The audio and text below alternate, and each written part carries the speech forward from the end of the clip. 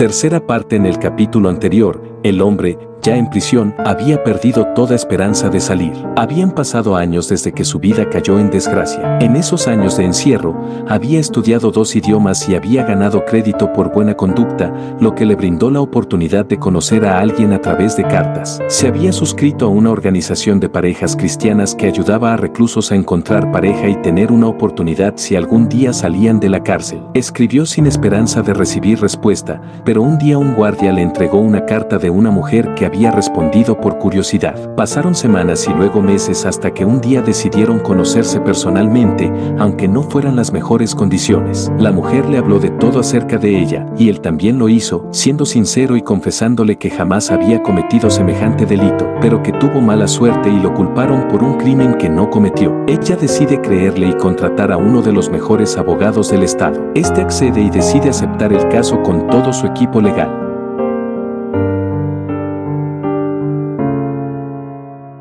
Los abogados comenzaron a buscar todos los indicios del homicidio, pruebas, testigos, informes de los fiscales y policías que estuvieron detrás de las investigaciones, informes de periódicos y noticias, la causa de la muerte de la joven, el historial de ambos, sus amistades y trabajos. Un equipo de 12 personas investigaba para poder apelar, pues de lo contrario no aceptarían una apelación si no fuera sobre una base sólida que pudiera sacar nueva información y pruebas del caso. Pasaron 4 meses y llamaron a la casa de la mujer. Ella, algo apurada, contestó, pues ese día era de visita. Al otro lado del teléfono estaba el abogado pidiendo verse personalmente ese mismo día. Ella le dijo que era un día de visita y él respondió que no podía ser un día mejor, pues tenía buenas noticias y podrían verse los 3 ese día. Ella, algo exaltada, respondió que sería estupendo y acordaron verse a la hora de visita en la prisión para darle la noticia a ambos. El hombre miraba hacia aquella pequeña ventana, pues no tenía reloj. Se había acostumbrado a ver la luz solar y a calcular la hora. Un guardia lo llamó y le dijo que tenía visita. Hicieron lo rutinario hasta llegar al área de visitas. Ahí veía a su pareja y, a su lado, a un hombre con traje. El hombre se sentó y tomó el teléfono para poder escuchar a su pareja con el hombre de traje. Ella le dijo que él era quien lo ayudaría y el hombre lo saludó y se presentó.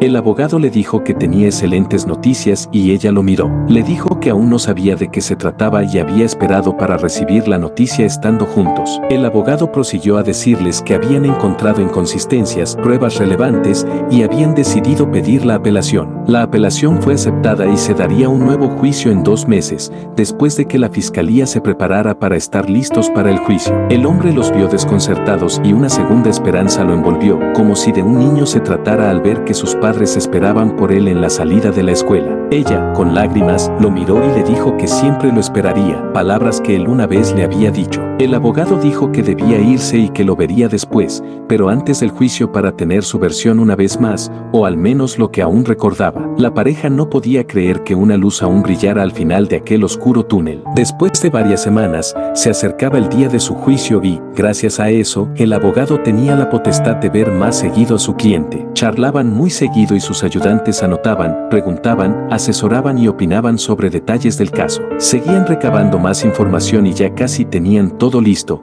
como si se tratara de la graduación de una tesis. Trabajaban en equipo y sin descanso. Llegó el día y el hombre salió de la prisión, encadenado desde los pies hasta el collar del cuello, como si fuera un animal. Salía y respiraba un aire diferente, no era un aire de libertad, pero sí de esperanzas. Subió al bus para la corte, donde esperaban los nuevos jurados, el juez, los fiscales, su abogado y equipo. Una vez más, la prensa estaba al tanto del nuevo juicio contra el panadero de la habitación 33, haciendo referencia al número de su apartamento, el número 3 del tercer piso. Y por último estaba la persona que había creído en él y había hecho lo imposible para que tuviera una última oportunidad. Llegó a la corte principal, pues así se había dispuesto por los fiscales. Y el abogado, quien había aceptado la decisión, bajó y caminaba bajo la mirada de todos. Algunos no daban crédito de lo que estaba por suceder, pues habían pasado años desde que el primer juicio se dio y ahora se repetiría la historia. Comenzó el juicio y todos los presentes veían cómo se iba desarrollando. Los fiscales tenían las mismas pruebas,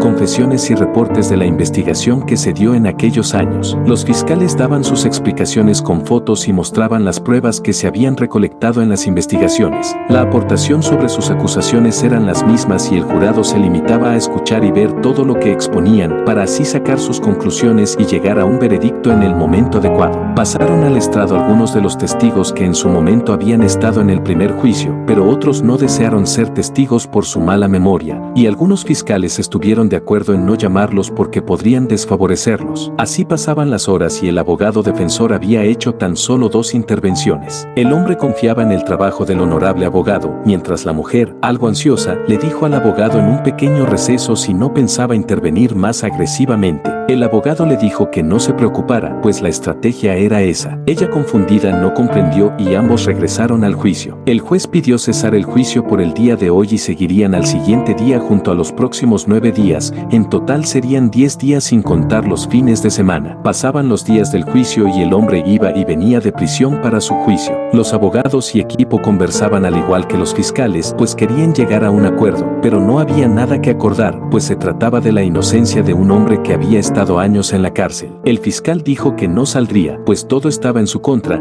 y el abogado le dijo que las pruebas eran circunstanciales y no había nada concreto, pues el primer juicio se llevó muy mal y eso se sumó a la inexperiencia del abogado defensor. El fiscal lo vio y se le notaba en la cara la derrota, pues sabía que el abogado, además de tener razón, tenía pruebas que aún no había presentado. El abogado habló con su equipo y les dijo que ya era hora de atacar con todas las pruebas recabadas en los últimos días de juicio. Así se dio el penúltimo día y el abogado veía y salía a exponer todos los puntos al jurado que para ese entonces creían que sí era el culpable. Pero la maniobra del abogado fue astuta, pues decidió ir con todas las pruebas los 2 últimos días para que el jurado quedara con la última explicación con pruebas contundentes de la inocencia del hombre. El abogado empezó con los puntos más relevantes de todas las pruebas expuestas por el fiscal. El dinero que se había encontrado en el apartamento de su cliente había sido puesto por el verdadero agresor, pues no se encontró ni una huella en ninguno de los billetes que se encontraron en su apartamento. Algunos pensarán si él usaría guantes o bolsas para mover el dinero,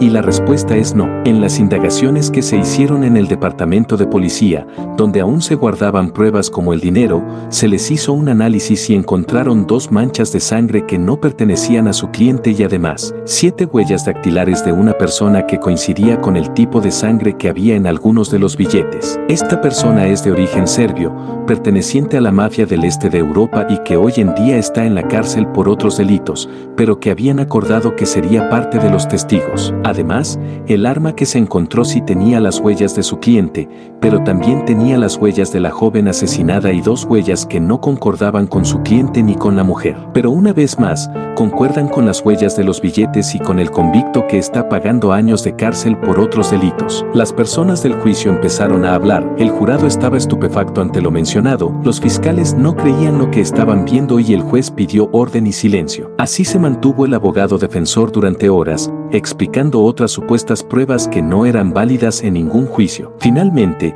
el abogado defensor dijo que se habían manipulado ciertas notas de los oficiales que habían llegado primero a la escena del crimen. Dijeron que cuando llegaron, la puerta del edificio estaba abierta, además la mujer aún estaba con signos vitales a pesar de su estado crítico, y el hombre estaba inconsciente en el piso con el bate en la mano y una pistola en su otra mano. Lo curioso aquí es que la pistola la encontraron en su mano derecha y el bate en su mano izquierda. Pero, ¿por qué un hombre zurdo como su cliente tendría el arma con la cual supuestamente disparó en su mano derecha? Pues, si se trataba de acabar con la vida de la mujer, era obvio que dispararía con su mano izquierda y se defendería con la derecha que no usaba. Una vez más, el juicio tuvo que ser interrumpido por el juez y el jurado veía a los fiscales, pues se trataba de ineptitud, negligencia y mala intención por parte de una policía que no había hecho bien su trabajo pero que requería un culpable. Llegó el último día y a la corte llegó el hombre ahora acusado por el delito de homicidio, el hombre que hacía mucho había dejado de ser parte de la mafia, pues ésta lo había traicionado y debía cumplir la pena capital por los delitos de robo, soborno,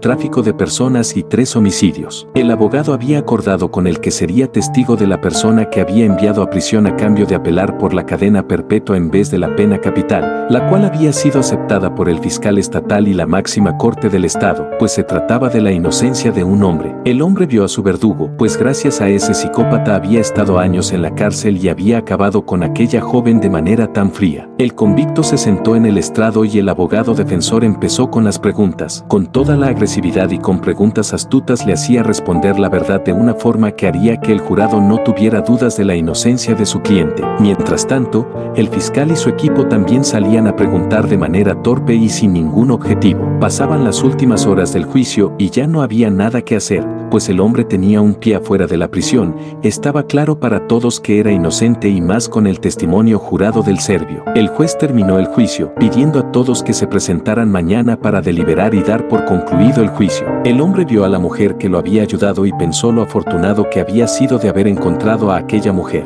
El abogado se despidió de ambos y dijo que mañana, a primera hora, esta pesadilla terminaría. Finalmente, el día había llegado. Después de 10 días en juicio, por fin llegaron a la etapa final y crucial en su vida, donde se haría justicia después de tantos años encerrado por un crimen que no cometió. Llegaron todos a la corte y había un silencio sepulcral, aunque no había motivo para la preocupación debido al buen trabajo del abogado, quedaba a la suerte y buena voluntad del jurado, pues podría haber una discrepancia por un jurado que no estuviese de acuerdo, y para este juicio se necesitaba la unanimidad a favor de todos. El juez pidió que pasaran a la sala los 12 jurados y que uno dijera la decisión de lo que habían deliberado. Así pasó uno a cargo de dar a toda voz lo que se había decidido mediante las horas de deliberación. El jurado representante expuso lo siguiente: por el cargo de robo se lo declaraba inocente, por el porte de arma se lo declaraba inocente, por el cargo de violación se lo declaraba inocente, por el cargo de ingresar a propiedad privada sin consentimiento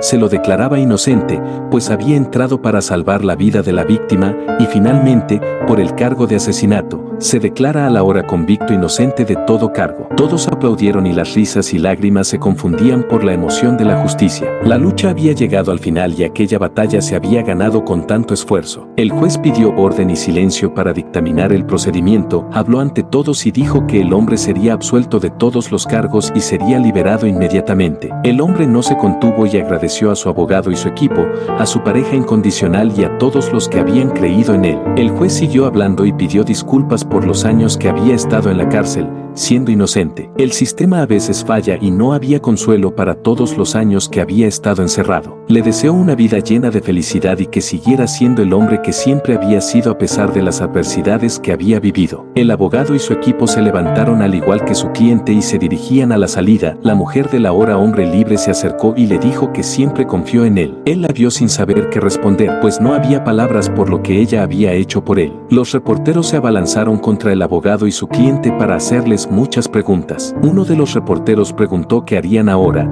qué sería lo que se viene, y el abogado dijo que haría una demanda al Departamento de Justicia, al Departamento de Policía y a la ciudad por todos los años que su cliente había estado encerrado. Le preguntaron al hombre qué haría él y dijo que viviría al máximo su vida, pues ahora tenía una razón para vivir y sería al lado de su pareja. La mujer interrumpió que también habían pensado en escribir un libro y el hombre la vio y aceptó la idea. Uno de los reporteros de forma sarcástica dijo que si el libro se titularía La desgracia del panadero del 33 y de manera seria la mujer respondió sin dar oportunidad a su pareja a responder y dijo: no se llamará así, pues él tiene nombre. El avergonzado reportero dijo entonces cuál sería el nombre y ella con mucha confianza respondió: se titulará con su nombre, Los 16 años en prisión de Santiago, que significa recompensado por Dios. Ahora da like, comparte y suscríbete para nuevos nombres.